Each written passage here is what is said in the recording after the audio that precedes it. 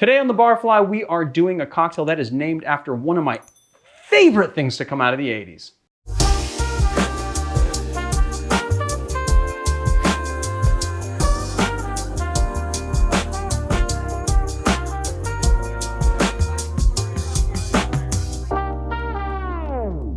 My name's Leandro Di Manriva. This is The Educated Barfly. I'm not a fan of face tattoos.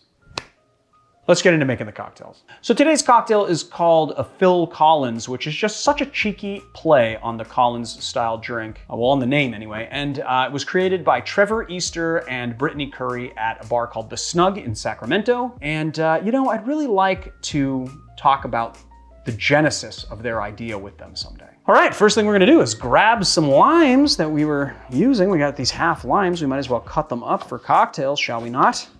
Into the press you go.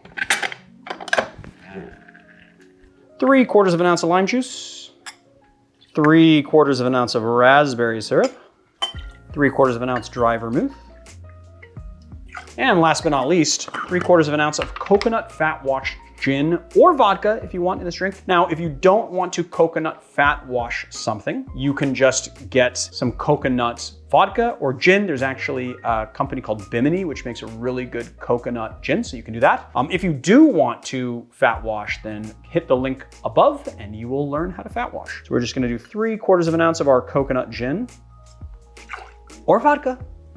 And then we're gonna get some ice, marry our cocktail. Give it a nice shake.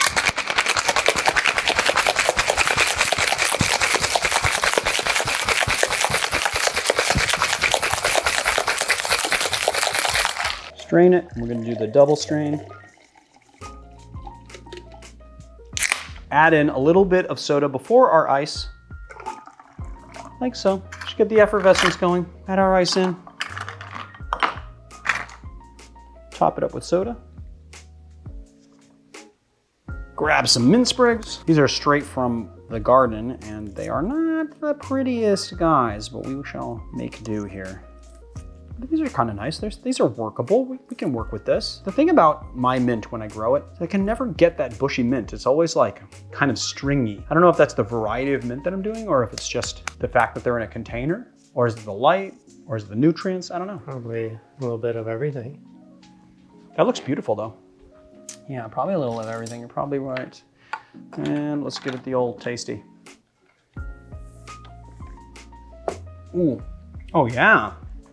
Hell yeah, you get a little bit of that coconut. It's nice and vibrant. You get that lime juice. You get the botanicals of the dry vermouth, which is really, really nice. And then you get the raspberry. It tastes exactly like a sum of its parts. And I love that. It is freaking fantastic. It is nice and relatively low ABV with only 1.5 ounces of booze in it. And only 3/4 of an ounce of that is like 80 proof gin or vodka or whatever. So then you've got, it's pretty relatively low ABV after the shake. I like it, it's good, it's really refreshing. It's a nice brunch cocktail. I'm actually surprised because this is one of those drinks that I saw the specs and I said, I like that, I'm gonna make that, and I didn't actually test it, I just decided to make it. So there it is, guys, the Phil Collins.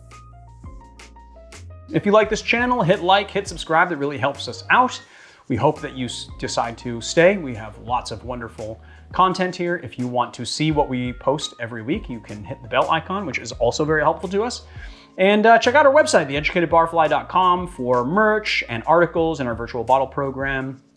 And thank you very much to all of our YouTube members and all of our patrons. These beautiful people right here really help to make the show happen. We really couldn't do as good a job without you guys, so we really appreciate your support. And if you guys want to become a member, there's a few perks in it for you, so definitely check that out. And we'll see you guys at another time.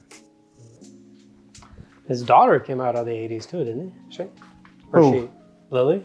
Lily Collins? Yeah, or she's Yeah, probably. in the 90s. She probably was born in the 80s.